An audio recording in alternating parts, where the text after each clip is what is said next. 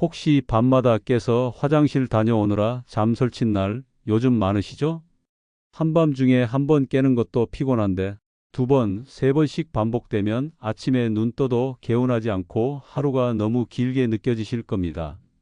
낮에는 자꾸 눈꺼풀이 무겁고 기억도 잘 안 나고 괜히 짜증만 늘어나고 많은 분들이 나이 드니까 원래 그런 거 아니야? 하고 넘기시지만 사실 그렇게 단순한 문제가 아닙니다. 이 영상 보신다는 건 이제 더는 이 불편함을 참기 힘드시단 뜻이겠죠. 잘 오셨습니다. 오늘 이 내용을 끝까지 들어보시면 분명 오늘 밤부터 달라질 수 있습니다. 제가 환자분들께 말씀드리는 아주 실질적인 방법들을 하나씩 알려드리겠습니다. 저는 30년 넘게 비뇨기과 전문의로 진료해온 박용식입니다. 그동안 수많은 남성 환자분들을 만나왔고 누구보다 이 문제의 심각성을 잘 알고 있습니다. 그런데 말이죠. 저도 이제 60대 후반이 되다 보니 환자분들이 겪는 그 불편함을 몸소 체험하게 되더군요. 몇 년 전부터 저도 새벽에 두세 번씩 깨는 날이 잦아졌습니다. 처음엔 그냥 넘겼습니다. 나이 들어서 그런가 보다 하고요. 그런데 진료 중에도 자꾸 집중이 안 되고 피로가 누적되니까 점점 생활이 무너지는 걸 느꼈습니다. 이건 단순한 소변 문제가 아니라 삶의 질 문제구나 절실히 깨달았죠. 그래서 의사로서가 아니라 같은 남성으로서 오늘 제 경험과 전문 지식을 바탕으로 어떻게 하면 밤에 한 번이라도 덜 깨고 잘 잘 수 있을지에 대한 방법을 정확하고 쉽게 설명드리겠습니다. 밤에 자주 깨는 걸 단순히 불편한 증상 정도로만 생각하실 수 있습니다. 그냥 화장실 자주 가는 거지 뭐 하고 넘기시죠. 그런데요, 이게 반복되면 단순한 불편을 넘어서 진짜 위험해질 수 있습니다. 첫째는 낙상사고입니다. 새벽에 비몽사몽 일어나서 화장실 가다가 발 헛디뎌 넘어지는 경우 정말 많습니다. 특히 어두운 복도나 급하게 움직이다가 골절로 이어지면 회복하는데 몇 달 걸리기도 하고요. 고관절 골절되면 삶의 질 자체가 확 꺾여버립니다. 둘째는 수면 부족이 부르는 우울증과 기억력 저하입니다. 밤에 깊은 잠을 못 자면 뇌가 회복을 못하고 감정 조절도 어렵습니다. 자꾸 짜증이 늘고 의욕도 떨어지고 결국 우울감으로 이어지기도 합니다. 심할 경우엔 기억력 저하, 인지 기능 저하로 치매로 이어질 위험도 있습니다. 그래서 새벽 소변은 결코 가볍게 넘길 문제가 아닙니다. 지금 이 영상을 끝까지 보시면 분명히 오늘 밤부터 달라질 수 있습니다. 그저 참고만 계셨던 분들, 병원 가긴 애매하고 집에서 뭘 해야 할지 모르셨던 분들께 제가 직접 드리는 생활 속 해결 방법이 준비되어 있습니다. 물약이나 수술 얘기부터 나올까 걱정하실 필요 없습니다. 우선은 지금 당장 할 수 있는 습관 교정과 생활 관리부터 시작하겠습니다. 제가 진료실에서 실제로 환자분들께 알려드리고 효과를 본 검증된 방법들입니다. 지금부터 말씀드릴 원인과 솔루션을 잘 들어보시고 그중 본인에게 해당되는 부분부터 하나씩 실천해 보시면 됩니다. 수면이 회복되면 몸이 달라집니다. 하루가 덜 피곤하고 생각이 맑아지고 짜증도 줄어듭니다. 그럼 이제 왜 밤마다 깨게 되는지 그 진짜 이유부터 하나씩 설명드리겠습니다. 밤마다 자다가 화장실 가는 이유, 단순히 물을 많이 마셔서일까요? 그렇지 않습니다. 실제로 저녁에 물을 적당히 마셨는데도 꼭 새벽에 깨는 분들이 많습니다. 그 이유는 몸 안의 호르몬과 방광 기능, 그리고 전립선 상태까지 복합적으로 작용하기 때문입니다. 첫 번째로 가장 핵심적인 원인, 바로 항이뇨 호르몬의 감소입니다. 이 호르몬은 우리 몸에서 밤이 되면 자연스럽게 분비돼서 소변 생성을 줄여주는 역할을 합니다. 쉽게 말해 밤엔 소변이 덜 만들어지게끔 도와주는 거죠. 그런데 나이가 들면서 이 항이뇨 호르몬의 분비량이 급격히 떨어집니다. 60대 이후부터는 이 기능이 현저히 감소해서 밤에도 나처럼 계속 소변이 만들어지게 됩니다. 결국 방광이 쉽게 차고 중간에 깨서 화장실을 갈 수밖에 없는 거죠. 이건 본인의 의지로 참는다고 해결되지 않습니다. 몸이 그렇게 작동하고 있는 겁니다. 두 번째 원인은 방광의 탄력 저하와 과민 반응입니다. 젊었을 땐 방광이 400에서 500ml 정도는 무리 없이 참아줍니다. 하지만 나이가 들수록 방광 근육의 탄성이 떨어지고 용량도 줄어듭니다. 그러다 보니 150ml만 차도 요의를 느끼고 깨버리는 거죠. 특히 방광이 예민해져 있는 상태, 즉 과민성 방광이 있는 분들은 더 심합니다. 조금만 차도 참지 못하고 자주 가게 되는 거죠. 세 번째는 전립선 비대증입니다. 남성분들에겐 정말 흔한 질환이죠. 전립선이 커지면 요도를 압박해서 소변이 완전히 비워지지 않고 남게 됩니다. 그 상태로 누우면 방광이 자꾸 자극을 받아 새벽에도 요의를 느끼게 됩니다. 특히 전립선 비대증이 있는 분들은 소변 줄기도 약하고 본인도 모르게 잔뇨가 남습니다. 이게 반복되면 방광도 점점 민감해지고 밤에 자주 깨게 되죠. 네 번째는 신부전이나 하지 부종다리 부기입니다. 낮 동안 다리에 고여있던 수분이 밤에 눕는 순간 상체로 올라오면서 소변으로 전환됩니다. 특히 다리가 잘 붓는 분들, 심장 기능이 떨어진 분들은 이 수분 이동 때문에 새벽에 요의가 심해집니다. 다섯 번째는 수면 무호흡증입니다. 이건 많은 분들이 놓치고 계시는 원인입니다. 잠을 자는 도중 호흡이 잠깐 멈추면서 몸에 스트레스가 가해지고 그 순간 심장이 과하게 작동하면서 소변 생성 호르몬이 분비됩니다. 즉, 숨이 막히는 순간마다 소변이 만들어지니 자다 깨고 또 깨고 하는 악순환이 이어지는 거죠. 이처럼 야간뇨는 단순히 물을 많이 마셨다의 문제가 아닙니다. 호르몬, 방광 기능, 전립선 상태, 심장, 건강, 심지어 수면 질까지 전반적인 건강 상태와 밀접하게 연결돼 있습니다.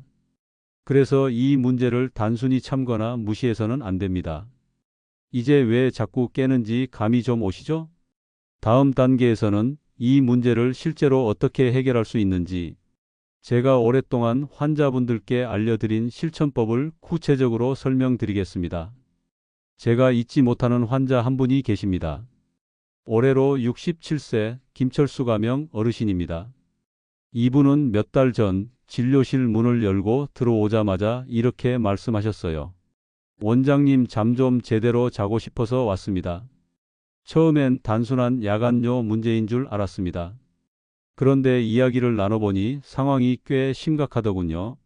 한밤중에 꼭 1시, 3시, 5시에 깼고요. 하루에 평균 3번에서 4번은 화장실을 다녀오셨다고 합니다. 문제는 단순히 깨는 게 아니라 매번 깰 때마다 깊은 잠에서 툭 끊기다 보니 다시 잠드는데 한참이 걸렸다는 겁니다. 깨고 나면 그냥 눈이 말똥말똥해져서 그냥 거실에 앉아 TV나 보다 다시 자는 날도 많았습니다. 이분이 그렇게 말하면서 한숨을 쉬시는데 저는 그게 얼마나 지치고 답답한 마음에서 나오는 건지 느껴졌습니다. 낮엔 늘 피곤하고 자꾸 예민해지고 심지어 부인하고 말다툼도 잦아졌다고 하시더군요. 이전에는 장난도 잘 치고 대화도 잘 나누던 분이셨는데 요즘은 자꾸 짜증이 앞서고 사람 만나는 것도 피하게 된다고 했습니다. 잠만 제대로 자면 내가 이렇게까지 안 됐을 겁니다. 이 말을 하실 때 눈가에 눈물이 맺히는 걸 봤습니다. 어르신이 말씀하시길 몇 달 전엔 새벽에 일어나다가 어지러움을 느끼고 화장실 문턱에 걸려 넘어지셨다고 합니다. 다행히 크게 다치진 않으셨지만 그 이후로는 공포감이 생겨 오히려 잠드는 것 자체가 두려워졌다고 하셨어요. 제가 그분께 아주 꼼꼼하게 생활 습관을 여쭤봤습니다. 그랬더니 예상대로 저녁 8시 이후에도 물을 34컵씩 드시고 밤에 과일, 특히 수박이나 참외를 즐겨 드신다고 하더군요. 게다가 고혈압 약도 늦은 시간에 드시고 계셨습니다. 이런 요소들이 다 겹쳐져서 방광을 밤새 자극하고 있었던 거죠. 그리고 결정적인 건 이분이 다리에 붓기가 심했어요. 낮 동안 발목이 퉁퉁 붓는데도 대수롭지 않게 넘기고 계셨던 거죠. 이게 뭘 의미하냐면 하루 종일 다리에 고여 있던 수분이 밤에 누워 있는 동안 상체로 이동하면서 소변으로 바뀌는 겁니다. 결국 밤에 화장실을 자주 가게 되는 이유 중 하나가 바로 이거였습니다. 그래서 제가 하나하나 아주 실천 가능한 것부터 설명드렸습니다. 저녁 7시 이후엔 물을 줄이시고 과일은 저녁 전으로 당기자. 발목이 붓는 건 다리 올리기 습관으로 해결하자. 그리고 배뇨 기록을 작성해 보시라 권해드렸습니다. 처음엔 이걸 쓴다고 나아질까? 하시던 분이 2주 정도 지나니까 딱 패턴이 보이기 시작했대요. 그리고 한 달쯤 지나 다시 내원하셨을 때 얼굴이 확 달라져 있었습니다. 요즘은 새벽에 한 번, 그것도 어떤 날은 한 번도 안 깰 때가 있어요. 그 말씀 듣는데 저도 모르게 어깨를 두드려 드렸습니다. 이 어르신은 지금도 매일 자기 전에 다리를 벽에 기대고 15분 정도 올리고 계시고요. 저녁 이후엔 물을 거의 안 드시고 대신 낮 시간에 충분히 보충하십니다. 그렇게 작은 습관 하나하나가 모여서 지금은 잠드는 것도 편하고 아침에 일어나는 것도 덜 피곤하다고 하세요. 결국 야간뇨는 견디는 것이 아니라 조절하는 것입니다. 환자분처럼 본인의 생활을 조금만 돌아보고 몇 가지 습관을 고치면 충분히 바꿀 수 있습니다. 혹시 지금 이 영상을 보시는 분 중에서도 김철수 어르신처럼 매일 새벽을 지새우는 분이 계시다면 지금부터 말씀드릴 실행 가능한 습관들을 꼭 한번 실천해 보시길 바랍니다. 정말 다를 겁니다. 자, 이제 본격적으로 어떻게 해야 밤에 덜 깨고 푹 잘 수 있을까?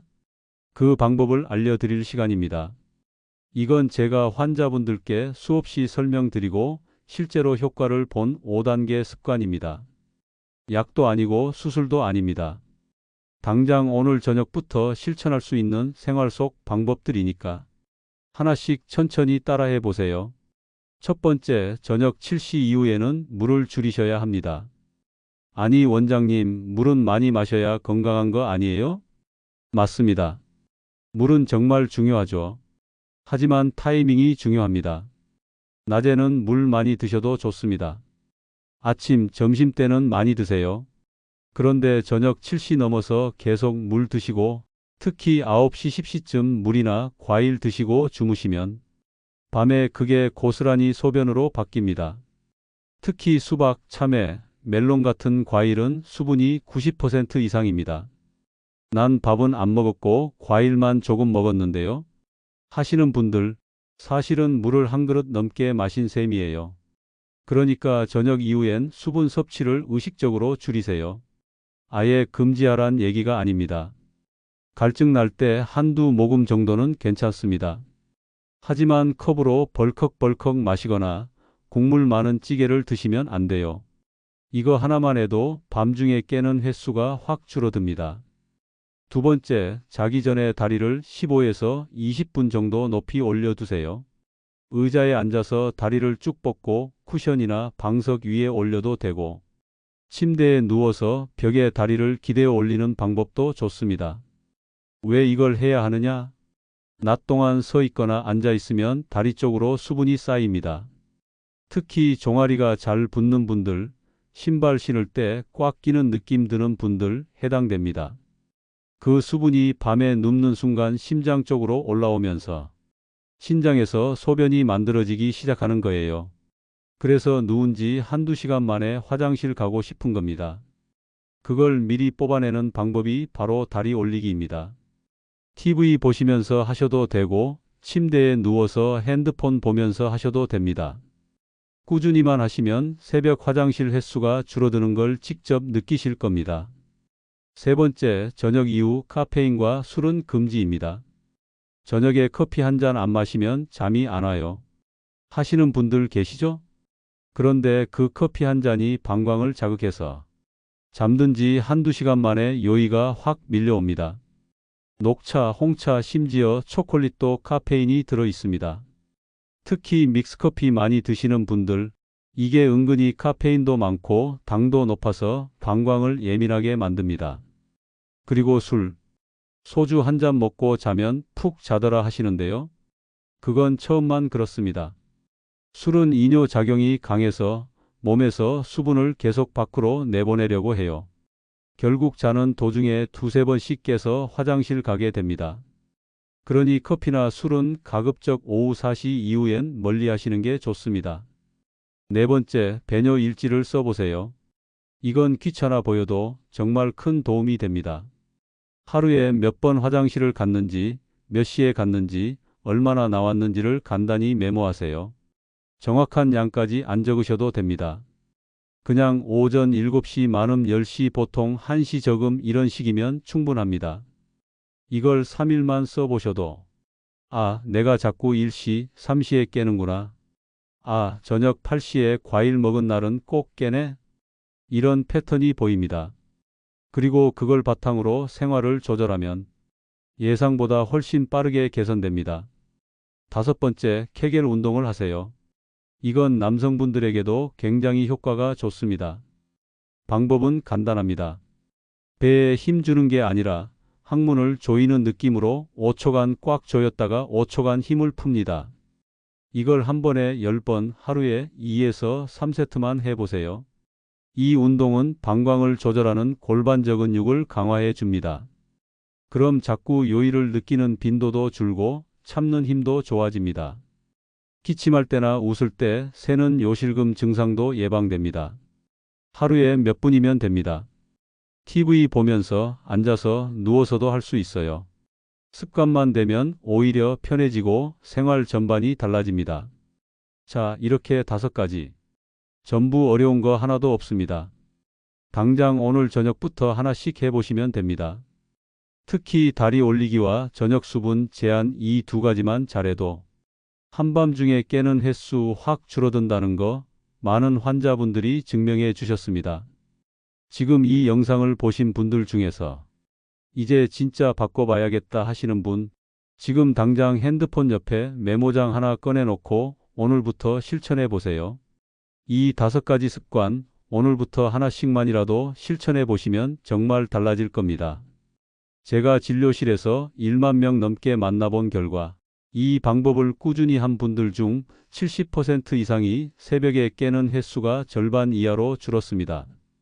그러니 나도 해봐야겠다 하신다면 아래 댓글에 오늘부터 실천 시작합니다 한 줄만 남겨보세요. 그 한 줄이 스스로에게 다짐이 되고 다른 분들에게도 힘이 됩니다. 물론 이 습관들만으로 모든 야간뇨가 해결되는 건 아닙니다. 생활 습관으로도 조절이 안 되는 경우는 반드시 병원 진료가 필요합니다. 제가 권하는 병원에 꼭 가야 하는 3가지 기준을 알려드릴게요.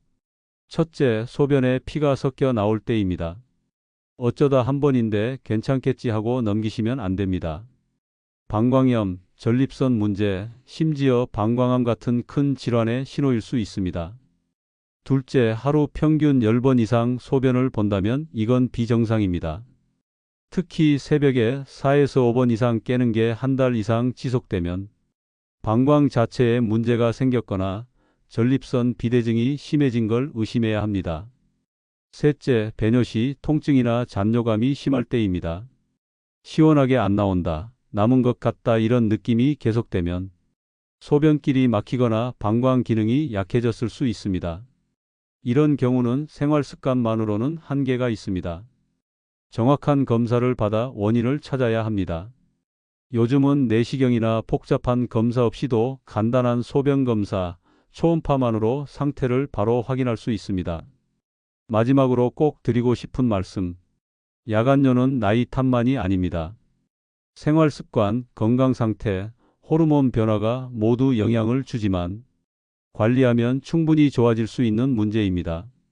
오늘 제가 말씀드린 5가지 습관 중 하나라도 실천해 보세요. 작은 습관이 모여서 오늘 밤부터 달라질 수 있습니다. 내일 아침에 상쾌하게 눈 뜨고 오랜만에 푹 잤다, 이 한마디가 절로 나오실 수 있도록 제가 진심으로 응원하겠습니다. 감사합니다.